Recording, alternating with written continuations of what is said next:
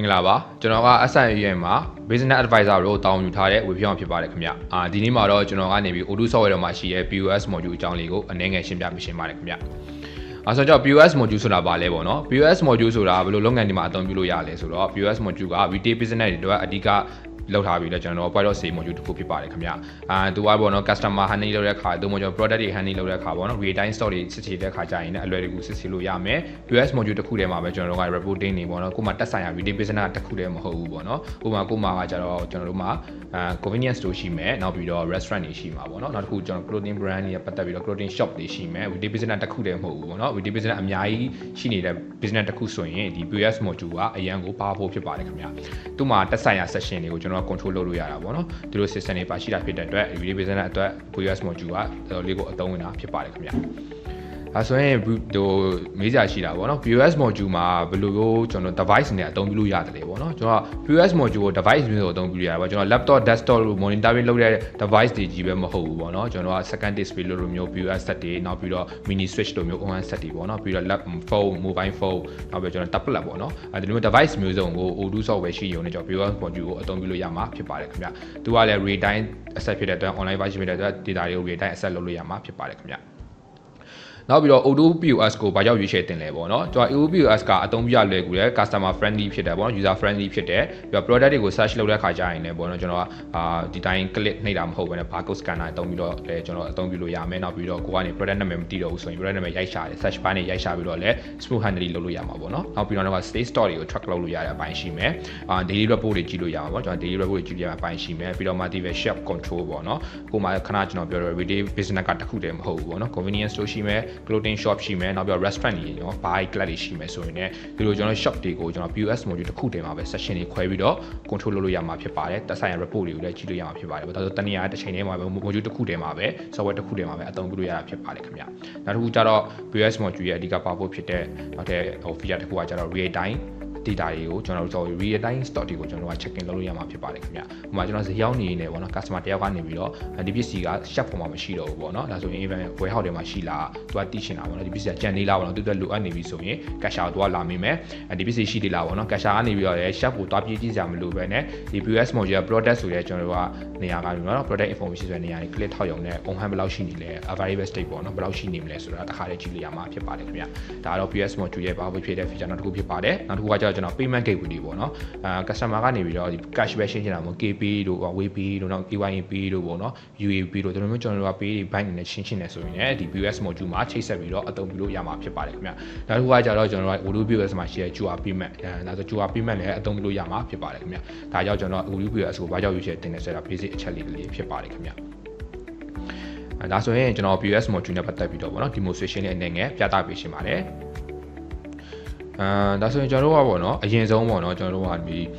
ီဘယ် module ပဲတုံပေါ့နော်တေချာပေါ့ကျွန်တော်က software တွေမှာ product က create ပြီးသားဖြစ်နေရမယ် creation နေရအောင် product ကထည့်ထားပြီးသားဖြစ်နေရမှာเนาะဒါကျွန်တော်က product တွေကို create ပြီးသားဖြစ်ပါတယ်ခင်ဗျဒါတော့သက်ဆိုင်ရာသူ့ရဲ့ category လိုက်ကျွန်တော်ကပြထားပြီးသားဖြစ်ပါတယ်အကယ်၍ပေါ့နော်ကိုက product တွေကို create လုပ်သွားပြီးအသစ်လုပ်သွားပြီးဆိုရင် POS module ထဲမှာဒီ product တွေရောက်ဖို့ဆိုပြီးလောက်ကြမလဲပေါ့နော်ဒါတော့အလွယ်တကူပါပဲကျွန်တော်ကနေပြီး product တစ်ခုတည်းဝင်ပြီးတော့ဒီ product ကမှာရှိတဲ့ point of sale ဆိုတဲ့ feature တွေကိုကျွန်တော်က ticket box လေးချစ်ပေးရပါမယ်ဒါမှဒါသူကနေဒီ point of sale module ထဲမှာဒီ product ကရှိနေမှာဖြစ်ပါတယ်အကယ်၍က ticket မချစ်ခဲ့ဘူးဆိုရင်ဒီ product က point of sale module မှာပေါ်နေမှာမဟုတ်ပါဘူးခင်ဗျနောက်တစ်ခုကကျတော့ကျွန်တော်ကproduct ရှာတဲ့ခါကြာရင်ပေါ့နော် POS module မှာ product ရှာတဲ့ခါကြာရင်ကျွန်တော်တို့ကနေပြီးတော့သူတက်ဆိုင်ရာ category လိုက်ရှာမယ်ဆိုရင်ဘယ် category အောက်ပါ soft drink အောက်မှာပါရှိတယ် food အောက်မှာပါရှိတယ် snack အောက်မှာပါရှိတယ်ပေါ့နော်အဲ့လိုမျိုးကျွန်တော်တို့ကနေပြီး category ခွဲခြင်းနေဆိုရင်လည်းကျွန်တော်တို့ကဒီ POS module ဆိုတဲ့ tab တွေကနေပြီးတော့ category section ကနေပြီးတော့ကိုတက်ဆိုင်ရာ category ကိုဒီမှာ create လုပ်ရမှာဖြစ်ပါတယ်ရွေးထားလို့ရမှာဖြစ်ပါတယ်ခင်ဗျ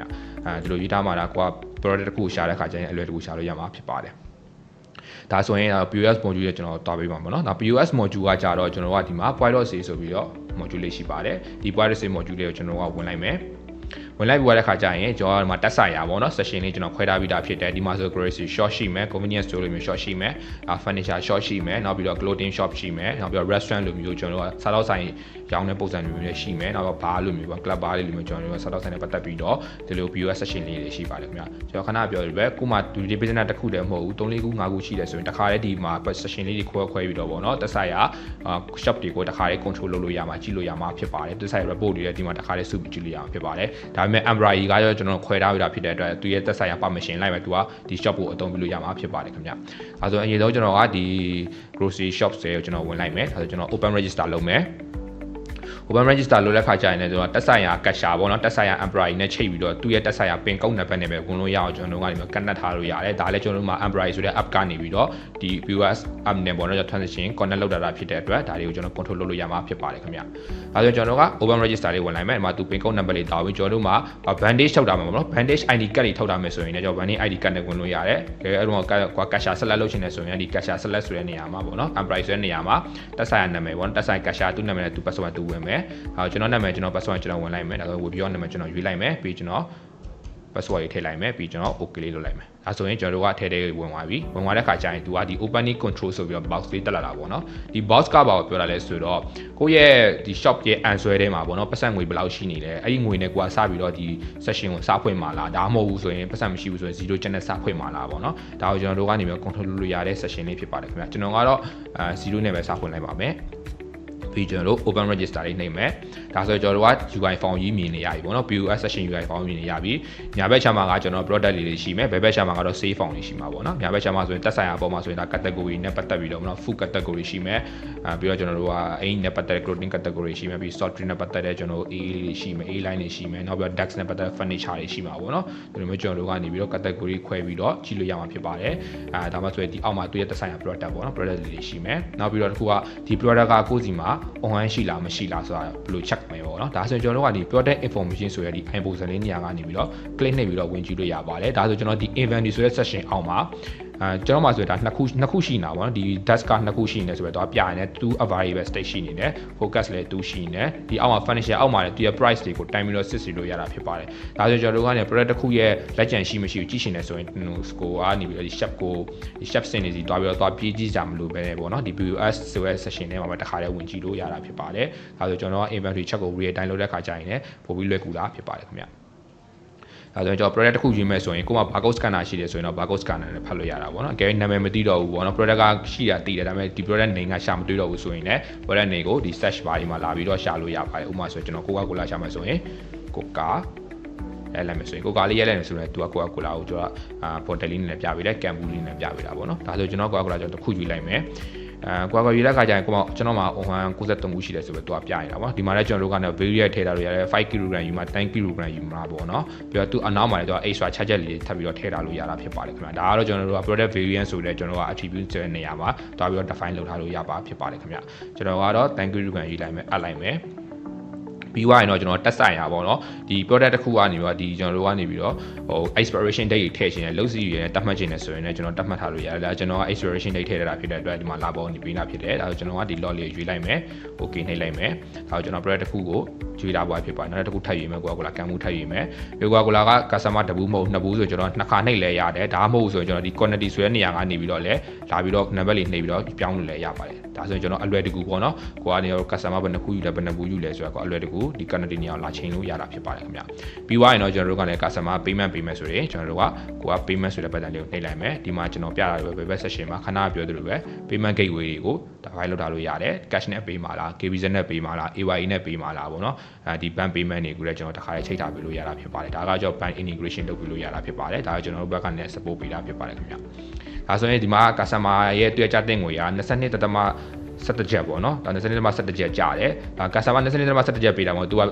30ပေးတာပေါ့နော်သူအခြေပြန်အားစစ်ချင်တယ်ကိုကလည်းအခြေပြန်အားရမယ်ဆိုရင်ပေါ့နော်ကိုကတော့ answer တွေအန်လိုက်ပြီဒါပေမဲ့ကျွန်တော်တို့ကနေပေါင်ချာထဲမှာလည်းဘယ်လောက်ပြန်အားရမယ် position နဲ့ဆိုရင်တော့ကျွန်တော်တို့ကဘာ feature မှရွေးကြမလို့ပါဘူး cash နဲ့ပေးမယ်ဆို cash ကိုရွေးလိုက်ပြီးကျွန်တော်တို့ကနေပြီးတော့ကိုရဲ့ဒီ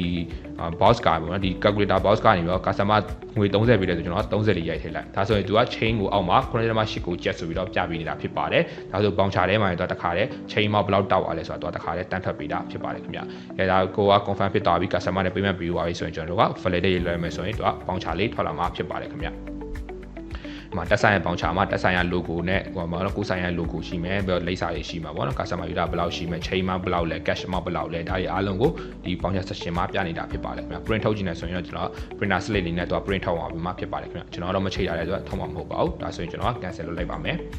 ပြီးသွားပြီပေါ့နော် cashier တယောက်ကနေပြီးတော့ဒီ POS section တူရောင်းပြီးသွားပြီဆိုရင်တော့သူကနေပြီးတော့ closing လုပ်ပြီးတော့သူရဲ့တောင်းဝင်ပြီးသွားပြီပေါ့နော် cashier တယောက်ထောက်ဝင်လာမယ်ဆိုရင်ကျွန်တော်ကဒီသူရောင်းထားတဲ့ section ကိုသူကိုယ်တိုင် closing လုပ်မလားပေါ့ဒါမှမဟုတ်သူတက်ဆိုင်ရာ admin က closing လုပ်မလားပေါ့နော်ဒါကိုလည်းကျွန်တော်တို့ကနေပြီးတော့control လုပ်လို့ရတယ် permission တွေအဖွင့်ပေးလို့ရတာဖြစ်ပါတယ်ကျွန်တော်ကတော့ဒီ closing ဘယ်လိုလုပ်လဲဆိုတာပြသပေးမှာဖြစ်ပါတယ်ဒါဆိုရင်ကျွန်တော်တို့ကနေပြီးတော့ဒီ section ကျွန်တော်ကရောင်းပြီးသွားပြီပေါ့နော်ရောင်းပြီးသွားပြီဆိုရင်ဒီ section ဘယ်လို closing လုပ်မလဲဆိုရင်ဒီညာဘက်တောက်ကပေါ့နော်မြင်းသုံးချောင်းလေးကိုကျွန်တော်နှိပ်မယ်ပြီးရင်ကျွန်တော်ကဒီ close register ပေါ့နော်ဒီ session ကိုကျွန်တော်တို့က closing လုပ်မှာဖြစ်တဲ့အတွက် close register လေးကိုနှိပ်မယ်ဒါဆိုရင်ကိုကျွန်တော်ကနေပြီးတော့ဒီမှာခဏရောင်းလာ22.17ချက်ပေါ့နော်ဒါလေးပေါ်နေတယ်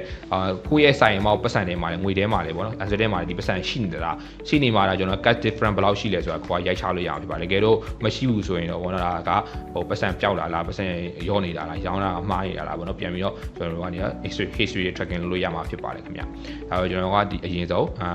ကျွန်တော်ကတော့ဒီ22.17ကိုကျွန်တော်ရိုက်လိုက်မယ်22.17ငွေပေါင်းမှန်တာပေါ့နော်ဒါဆိုတော့ different မှာ0ဖြစ်သွားပြီဒါဆိုရင်ကျွန်တော်တို့က group register လေးနှိပ်လိုက်မယ်ဆိုရင်ကျွန်တော်ကဒီနေ့ဒီ session POS session လေးကိုရောင်းတာပြီးဆုံးသွားပြီပေါ့နော် cash တောင်းဒီ cash တောင်းကိုပြီးဆုံးသွားပြီဆိုရင်ကျွန်တော်တို့ကတတ်မှတ်လို့ရတာဖြစ်ပါတယ်ခင်ဗျပြီးသွားရင်တော့ကျွန်တော်တို့ကနေပြီးတော့ dashboard နဲ့ပြန်ထွက်မယ်ဆိုရင်တော့ back end နဲ့ပြန်ထွက်လို့ရတယ်ဒါဆိုရင်လည်းကျွန်တော် password လေးပြန်ခံရတာဖြစ်တဲ့အတွက် password လေးပြန်ရိုက်ထည့်လိုက်မယ်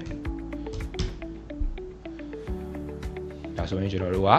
ဒီ POS ရဲ့ dashboard လေးတက်ကိုပြန်ရောက်သွားပြီဖြစ်ပါတယ်ခင်ဗျာဒီမှာတက်ဆိုင် report ကြည့်ရှင်နေဆိုရင်လည်းဒီ configuration ကနေပြီးတော့ဒီ session ထဲမှာလာပြီးတော့ report ကြည့်လို့ရမယ်ဒါဆိုရင်ကျွန်တော်ဘယ် session ဘယ်လောက်ရောင်းထားလဲပေါ့နော်ဘယ်သူတွေကရောင်းထားလဲဒါတွေကျွန်တော် control လုပ်ပြီးကြည့်လို့ရအောင်ဖြစ်ပါတယ်ဒီလိုပဲကျွန်တော်တို့ကနေပြီးတော့ဘယ် category ဘယ်လောက်ရောင်းထားလဲဘယ် product ဘယ်လောက်ရောင်းထားကြည့်ရှင်နေဆိုဒီ report တွေအောက်က order အောက်မှာ Pipop view နဲ့လာပြီးတော့ကျွန်တော်တို့ကနေပြီးတော့ကိုတက်ဆိုင်ရာ filter လေးတွေထောက်စစ်ပြီးတော့ပေါ့နော်ဒီ Pipop view တွေကနေပြီးတော့တက်ဆိုင်ရာ filter လေးတွေကိုထောက်စစ်ပြီးတော့ product လိုက်ကြည့်ချင်တာလားဒါမှမဟုတ် user ရောင်းတာလား user လိုက်ကြည့်ချင်တာလားပေါ့နော်ဒါတွေကျွန်တော်တို့ကနေပြီးတော့ filter လေးကိုလိုလိုပေါ့နော် dynamic လိုက်ကြည့်လို့ရမှာဖြစ်ပါတယ်ခင်ဗျာဒါကတော့ကျွန်တော်တို့က Odoo ရဲ့ feature တစ်ခုဖြစ်တယ်ပေါ့နော် module တစ်ခုဖြစ်တဲ့ point of sale system POS system က retail business တွေအတွက်အသုံးပြုလို့လွယ်ကူမယ်ဆိုတဲ့အကြောင်းကိုပေါ့နော်ကျွန်တော်ကမိတ်ဆက်ပေးခဲ့တာဖြစ်ပါတယ်ခင်ဗျာအကယ်၍ကိုမှာပေါ့နော် restaurant နဲ့ပတ်သက်ပြီးတော့ပေါ့ဒီ POS system ဘယ်လိုအသုံးပြုရမလဲသိချင်တယ်ဆိုရင်ကျွန်တော်တို့ကနောက် video တစ်ပုဒ်လုပ်ပြီးမှဖြစ်တဲ့အတွက်နောက် video မှာလည်းစောင့်မျှော်ကြည့်ပြီးဖို့မျှော်လင့်ပါတယ်ခင်ဗျာဒီနေ့ video တော့အားလုံးကိုကျေးဇူးတင်ပါတယ်ကျွန်တော်ကတော့ business advisor ဝေဖြောင်းဖြစ်ပါတယ်ခင်ဗျာ